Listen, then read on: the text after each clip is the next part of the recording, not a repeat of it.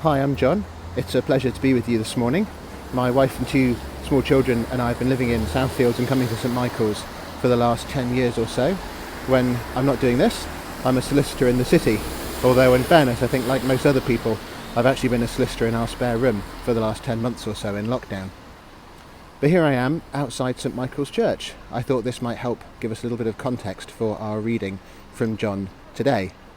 It might feel a bit funny for me to be standing here. It certainly feels a bit funny given how long it is since we've been in the building. But I think there's a close parallel. St Michael's Church is our place of worship. And in our reading today, the temple where Jesus was very much the Jews' place of worship. I don't know if you remember the last time we had a Christmas service at St Michael's, all the bustle and hustle, finding quite hard to get a seat, all your friends being there. I think if you can picture that, you'll have a rough idea of what the temple was like when Jesus was there in our reading today. Although, of course, there was way more cows and sheep and doves than we usually have in our Christmas services at church. It's also funny, isn't it? Because at Christmas we tend to think of gentle Jesus, meek and mild. But in today's reading, Jesus comes across more like an aggravated FBI agent who's shutting down some criminal activity. So with that in mind, perhaps you join me as we dive into our passage to see what's going on. So here we are at a very dramatic moment in Jesus' ministry, which most Bibles describe as the cleansing of the temple. At first blush, it might all seem a bit random and irrelevant, particularly when we're not allowed to meet even in person to worship at the moment. But bear with me, and I hope you'll see that this is a powerful and deeply profound and highly relevant passage for us, even in lockdown 3.0. So Jesus has undertaken a pilgrimage to Jerusalem for one of the key Jewish festivals, Passover. This celebrated the Exodus recorded in the Old Testament, and specifically the final act of God against the Egyptians that secured the freedom of the Jews from slavery in Egypt, when the angel of death struck Egypt, but passed over the houses of the Jews, who had sprinkled the blood of a lamb on their doorposts. Eagle-eyed viewers may notice that this account also appears in the other three Gospels. Matthew, Mark and Luke also have Jesus cleansing the temple, but at the end of their Gospels, rather than the beginning, as John does here. However, I don't think that affects the historical accuracy of the event. All four accounts are very similar, and the Gospels don't pretend to be strict chronological histories. They are historical, but set out their accounts to make theological points or draw together themes, rather than be strict chronology. I also find that these minor inconsistencies, if anything, make the Gospels more believable. As a lawyer, I'm very suspicious of different accounts of the same event that all sound far too similar. These slight differences between the Gospels, to me, make them all the more authentic, and the different authors' voices shine through. So, what's going on in the temple, which sounds more like a farm than a place of worship? Well, under the Old Testament laws, sheep, cattle and doves were all required for sacrifices for the worship of God in the temple. This was Passover, which was a major religious festival drawing Jews from far and wide, perhaps up to 90 miles away. It was impractical for everyone to bring their own animals, so they needed to acquire animals for sacrifice when they arrived. They also needed to pay for those animals, and they had to use the currency prescribed for by the temple, which was different from the Roman currency they used every day. So you needed money changers to exchange the Roman currency for temple currency. So far, so practical. And this is useful to enable the visiting Jews to worship God properly, to give them the money they needed and the sacrifices they needed. So why did Jesus object to this so strongly? Well, it seems at least two things might have been going on. It seems the balance in the temple may have tipped from worship to commerce. Although animals and currency exchange were needed, they took far too much prominence. It was probably difficult to focus on worship with all the noise and the commotion going on. More than that, awe of God and reverence for his place had been lost because of the focus on buying and selling animals for worship. Ironically, in providing the necessary things for worship, the sense of worship itself had been lost. It was harder to draw near to God, and God was not properly respected. The purity of focus on God intended for worship in the temple had been lost. John makes clear that Jesus was deeply unimpressed by this, as he cared so deeply about God being worshipped with proper reverence in his house. Verse 17, and quoting Psalm 69 verse 9. More than that, the setup in the temple may have actively worked to exclude non-Jews, called Gentiles. It seems that all the commerce was taking place in the area of the temple known as the Court of the Gentiles. This was the only place that non-Jews were allowed to gather, barricaded off from the space in the temple for male and female Jews. In fact, a barricade that has been found bore the following inscription: "No foreigner is to enter within the forecourt and the balustrade around the sanctuary. Whoever is caught will only have himself to blame for his subsequent death." Strong stuff, but it makes the point that non-Jews had no choice. They had to use the court of the Gentiles if they wanted to draw near to God. They were expressly forbidden from going further in. Except that it was actually now very difficult for them to use that court to draw near to God because the area was filled with live animals and money changers. The Jews kept some space for themselves in their own areas, but they were actively hindering non-Jews from coming close to God. This may well have been a further reason why Jesus was so incensed by the setup in the temple, which made it hard for the Gentiles to come to God. And in fact, Mark's recording of this event in Mark 11 verse 17 has Jesus quoting Isaiah chapter 56 verse 7 about the temple being a house of prayer for all nations, not just Jews. And Jesus responds in verses 15 and 16 clearly and decisively. He drives out the animals that are able to move and demands that the doves, which would have been caged, are carried out. He throws over the money changers' tables and scatters their coins. It's hard to imagine a more direct statement that behaviour in the temple needed to change and that the focus needed to return to God and worship of him, and that all distractions, however useful or well-intentioned, had to go. Well, perhaps unsurprisingly, the Jews, which John uses as shorthand throughout his gospel for the Jewish people, particularly their leaders, well, they want an explanation in verse 18. Interestingly, they're not overly concerned with what Jesus has done, but with his authority for doing it. This might be because Jesus' actions in the temple were actually expected of the Messiah, of God's chosen deliverer, for whom the Jewish people were waiting. In the Old Testament, the prophet Zechariah, in chapter 14, verse 21, says there will no longer be a trader in the house of the Lord Almighty. Can possibly translate trader as Canaanite, but there's an implication there that the Messiah might well make these changes in the temple. It's Jesus' credentials to carry out this action that are questioned. And this is a key theme in John's Gospel. What authority does Jesus have? Where does it come from? And who acknowledges it? Jesus' reply in verse 19 is short but enigmatic. "Destroy this temple," he says, "and I will raise it again in 3 days." Well, understandably, the Jews are confused because they think he means the temple building, which has taken way more than 3 days to build, as they say in verse 20. However, with the benefit of hindsight, John can tell us that Jesus means his body, not the temple building, in verse 21. Jesus is actually predicting his death and resurrection here, well before they came about.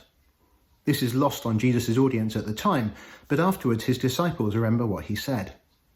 By prophesying about his death so far before the event and his resurrection from the dead, Jesus is proving that he is no ordinary man, and he has authority to do what he just did in the temple. This is a further sign about who Jesus really is, another signpost to direct us to understand his true nature as the Son of God. However, Jesus isn't just showing off or doing some amazing trick. He says this so that we, like his disciples, might believe in him and his words. Verse 22. This is absolutely crucial for John. All that John tells us is aimed at that one goal, to help us believe in who Jesus really is, God's Son and the Chosen One. And then finally in our passage today, John makes an offhand remark that Jesus performed more signs while he was in Jerusalem for the Passover. Verse 23. Based on the signs that John has recorded in more detail in the rest of his gospel that we'll look at in this series, turning water to wine, the prophecy in our reading today, healing a blind man, raising the dead, these other signs were likely just as amazing as the ones that John has recorded in detail. I love how matter-of-fact John is about Jesus' power. "Oh yeah," he says in verse 23, "Jesus was just up to his normal stuff, like miracles, prophecies, the usual, no biggie." We don't have the detail here, but John is clear at the end of his gospel that he's not even tried to record everything that Jesus did, since there wouldn't be enough space. Chapter 20, verse 30. But John does record the upshot of Jesus' further signs in verse 23, that many people believed in his name. Clearly, a lot of people were sufficiently impressed by Jesus' signs to take him seriously. However, John finishes by suggesting that Jesus may not have set much store by these people's belief in him. There's a play on words here in the original Greek. A similar word is used for the people's belief of Jesus in verse 23 and Jesus' trust in them in verse 24. To try and get something of the meaning in English, we could swap belief in verse 23 for trust, so that verses 23 and 24 read, "Many people saw the signs that he was performing and trusted in his name, but Jesus would not entrust himself to them." John is suggesting that the belief of these particular people who saw Jesus' signs didn't have much depth. It was perhaps shallow and inauthentic, and so couldn't be relied upon, as Jesus knew. Perhaps they were impressed by his power, but their commitment to Jesus went no further than that. This repeats John's point a little earlier in our passage, that the important thing about Jesus' ministry is that it produces a true and deep belief in him. We saw at the beginning how Jesus acted dramatically by cleansing the temple, and then amazingly prophesied his own death and resurrection. But that didn't produce true faith in Jesus in those who saw and heard at the time. Later on, having reflected on these words, Jesus' disciples did believe in him, but it seems that the Jewish leaders did not. Similarly, at the end of our passage, more people see Jesus' power, but they didn't truly believe in him. They weren't truly committed to him. The fact that Jesus knows their hearts so well in verse 25 is further proof that he is God, because only God can do that. So, what does a load of animals in an ancient temple over 2,000 years ago have to do with us now? Well, good question, and I'm glad you asked, as I had a few thoughts that I hope might help. If anything, I think at its heart, this passage is fundamentally concerned with a right response to God, with giving God his rightful place. We see this in the cleansing of the temple, where Jesus firmly rebukes his own people for getting their priorities wrong and sidelining God in his own house. We see this in Jesus' subsequent words to the Jewish leaders and the further signs that he performed in Jerusalem, all of which generated a very strong reaction, but only his disciples truly believed in Jesus as a result, and even then, only after his resurrection. It seems that everyone else missed the point about who Jesus was and failed truly to believe in him as the Son of God. I fully appreciate that all this might sound quite abstract, so hold on to your hats, because I'm about to try something quite remarkable, some practical theology. Hopefully it's possible. You may not believe it, but I'll do my best to try and explain practically what this means for us now. You may be surprised. I think it starts with our beliefs. That may sound simple, but our beliefs are actually practical because they drive our actions. What we believe works itself out in what we do. We perhaps see this quite starkly with the current COVID-19 pandemic. What people believe about the virus directly affects how they respond to it and what they do at this time. My parents have basically self-isolated since last March, and we've only seen them for a weekend last summer, which was all outside, because we believe that COVID-19 could well have serious consequences for their health if they catch it. We don't know for sure that it will. So far as I know, they've not caught it, and not everyone over 70 who gets it is seriously ill from it. But we believe that it's likely to be serious for them, and that's dramatically affected what we and they have done since March.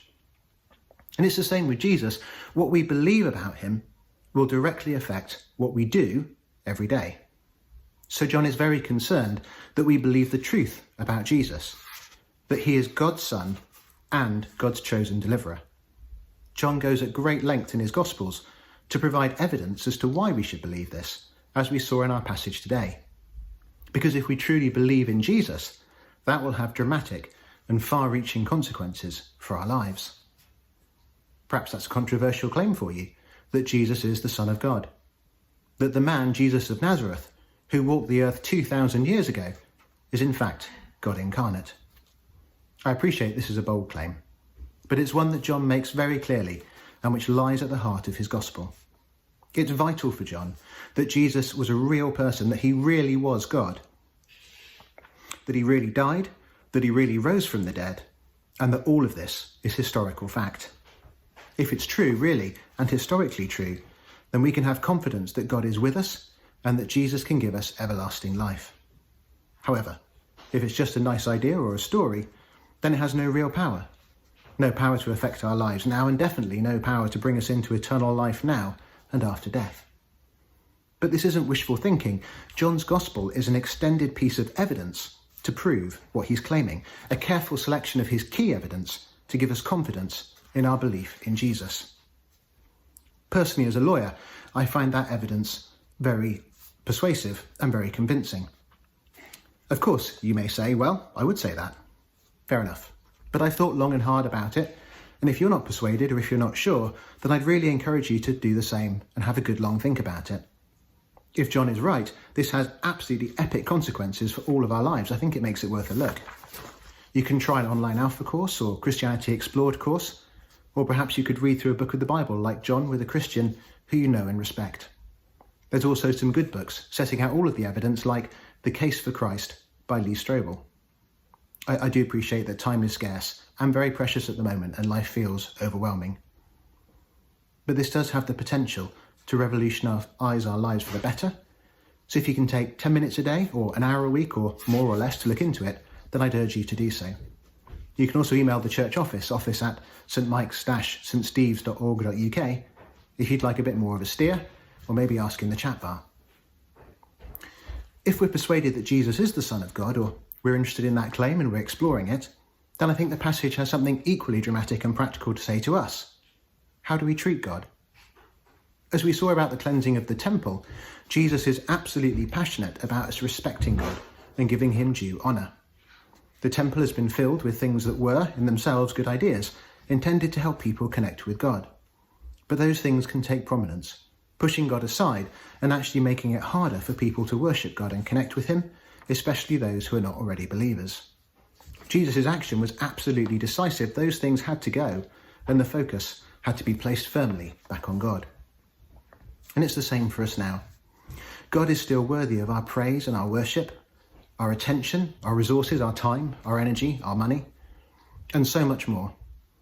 This passage calls us to be just as passionate about Jesus as Jesus about clearing space, about removing distractions so that we can focus properly on God and show him due honour and respect. That's a big ask, isn't it? At the best of times, well, now's definitely not the best of times. If anything, my resources, my time, my energy, my money, they feel to be scarcer than ever. This pandemic seems to have taken away whatever resources I had, and each day can feel like a scramble just to get through. I don't feel like I have much left, and being asked to do more is the last thing I need. So is this a further burden? Is it a guilt trip to do more for God? Well, I hope not. I hope it's more of an encouragement to rejig things so they work better. Let me explain. So at this point, it's easy to think that God is full of himself, all these demands to worship him, that he's desperately insecure, and that's why he wants our respect. But neither is true. God doesn't force us to respect and honour him. That's our choice, and as we saw in our reading today, people are free not to. The thing is that God is our creator and the creator of the universe, so he understands best how it works and what works best for us as God's creatures. And the key thing I've found works best is giving God rightful and preeminent place.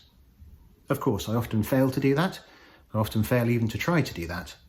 But when I do, everything fits together so much better, and I feel so much better about everything.